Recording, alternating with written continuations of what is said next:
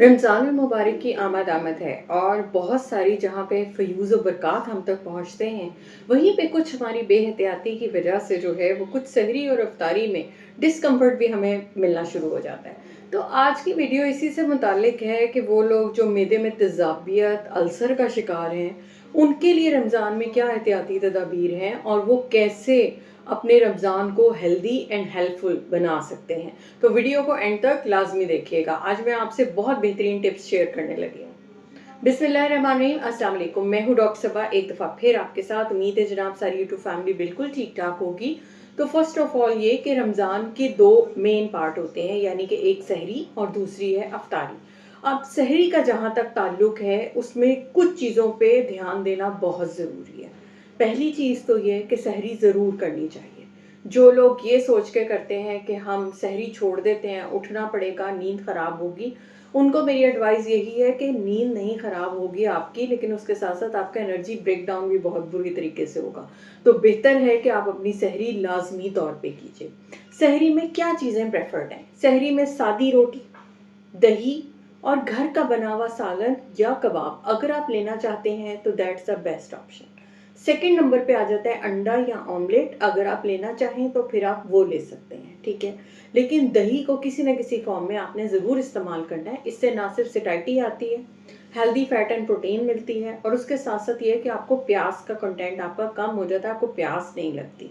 दूसरा, कोशिश करें कि जितना आप पानी पहले पी सकते हैं, यानी अपना नाश्ता शुरू करने से पहले, तो आप कोई आधा घंटा पहले पानी शानी जो है वो पी लें। जब आप उसके फ़ौरन बाद भर के पानी पीते हैं और उसके बाद नमाज़ और नमाज़ के बाद आपका ये होता है कि अब हम बस लेट जाएँ, तो बहुत शॉर्ट टाइम है और इतनी शॉर्ट ड्यूरेशन में खाना अभी स्टमक में ही होता है, तो आपके रिफ्लक्स के चांसेस बढ़ जाते हैं। बहुत सारे लोगों को यहाँ पे दबाव की कैफ़ियत आती है, खाना ऊपर रखा महसूस होता है, तेज़ाबियत होती है और जलन महसूस होना शुरू होती है और वो कहते हैं जी हमें तो सहरी सूट ही नहीं करती। तो उसका आसान हल ये है कि आप पहले शुरू कीजिए, यानी कि बिल्कुल ऐन टाइम पे उठ के सहरी मत कीजिए। थोड़ा-सा कम से कम भी 40 से 45 मिनट का वक़्फ़ा हो जिसमें आप सहरी कर चुके हों, ठीक है। दूसरा उसके साथ जो चीज़ आती है वो ये आती है कि फ्राइड आइटम। सहरी में बाज़ लोगों को होता है कि हम बाहर से जा रहे हैं तो हम सहरी बाहर करेंगे। अब उसमें पूरी पराठा, उसके साथ जो है बर्गर, ज़िंगर और ये जो आपके मतलब चिकन फ्राइड पीसेस हैं या बहुत ज़्यादा स्पाइसेस वाली निहारियाँ, पाए, अगर इस किस्म की चीज़ें आप खाते हैं तो definitely it will affect you, ठीक है। ये आपको ज़रूरी तौर पे जो है वो तंग करेंगी। अब उसके बाद अगली चीज़ जो हमारी आती है वो ये आती है कि अगर ये है तो फिर क्या करना है? अगर इस तरह होता है तो देखिए, सबसे पहले अपने मौलिद से आपने दवाइयाँ अपनी एडजस्ट करवानी है। जो मैदे की दवाइयाँ हैं 90% केसेस में वो आमतौर पे नाश्ते या खाने से आधा घंटा पहले ली जाती हैं। तो आपने उनको पहले लेना है और उसके बाद अपना मील जो है वो ले लेना है, ताकि आपको अगर प्रोकाइनेटिक की ज़रूरत है, यानी वो जिससे आपका मैदा जल्दी खाली हो, तो आपको वो भी दवाई की ज़रूरत है अगर आपको रिफ्लक्स बहुत ज़्यादा हो रहा है, और आपको एसिड सप्रेशन की भी ज़रूरत है अगर आपको तेज़ाबियत की शिकायत जो है बहुत ज़्यादा रह रही है। उसके बाद दरमियान का टाइम गुज़र गया और आ गई इफ्तारी। अब अफ्तारी में भी जो इस तरह के लोग हैं, उनमें सबसे पहली चीज़ मैं ये कहूँगी कि देखिए, सबसे पहली चीज़ है प्राइमिंग। अपनी प्राइमिंग से शुरू किया कीजिए कि हम थोड़ा-थोड़ा करके खाएँ। एकदम जंप अप मत किया कीजिए, ठीक है? सबसे पहले खजूर एंड पानी ले लिया, कर लिया, उसके बाद कोई थोड़ी-सी नेचुरल चीज़ से स्टार्ट लिया करें। जैसे भले इस किस्म की चीज़ से लिया करें। एकदम जब आप समोसे, पकौड़े, कचौरी, पूरी इस तरह की चीज़ों के ऊपर जंप अप करते हैं तो आपके मैदे पे बर्डन एकदम बढ़ता है, ठीक है? और उसकी वजह से वो उसको हैंडल नहीं कर पाता और फिर आपको ये होता है कि जी खाना तो यहीं पड़ा है, खाना तो आगे जा ही नहीं रहा, मेरे से तो खाया ही नहीं जाता। तो गलत चीज़ों को गलत तरीके से मत खाएँ, ठीक है? हमेशा पोर्शन बनाने की आदत डालें कि मेरा हेल्दी पोर्शन हमेशा ज़्यादा हो और 20% अगर मैंने उसमें कोई अनहेल्दी चीज़, जिसको हम अनहेल्दी इन अ सेंस कह रहे हैं कि अगर आप रोज़ यूज़ कर रहे हैं, वरना कभी-कभार में अगर आप कोई सी भी चीज़ यूज़ करते हैं तो वो कभी भी अनहेल्दी नहीं होती। ख़ाह वो पिज़्ज़ा हो, बर्गर हो, पकौड़ा हो, समोसा हो, कचौरी हो, अगर कभी-कभार खाना है तो कोई हर्ज नहीं है। फुल फ्लैट जैसे खाना है बिल्कुल वैसे खाएँ, ठीक है? उसके बाद क्या करना है, आपने रात का खाना अब इसके साथ पानी भर-भर के पीना, यानी आपको एकदम क्रेविंग होती है तो आप पानी भर-भर के पीते हैं, साथ ही आप खा रहे होते हैं। अब आप ये देखें कि एक बैग के अंदर बहुत सारा पानी और फूड पार्टिकल सस्पेंडेड होते हैं, तो उसको उतना ही टाइम लगेगा इसको चर्न करने में, यानी कि उसको पीसने में। तो आप बहुत देर तक जो है वो आपको हेवीनेस की फीलिंग रहेगी।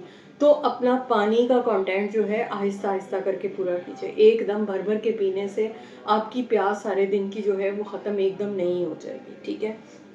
अगर रात का खाना आपने इसके बाद खाना है, तो ये बेस्ट टाइम है कि आप इशा के वक़्त से पहले-पहले जो है अपना खाना खा लें, ताकि कुछ खाना आप नमाज़ के दौरान जब आप पढ़ेंगे तो उसके बाद ख़त्म हो जाएगा और कुछ उसके बाद आप थोड़ा-सा टाइम स्पेंड करेंगे तो हो जाएगा।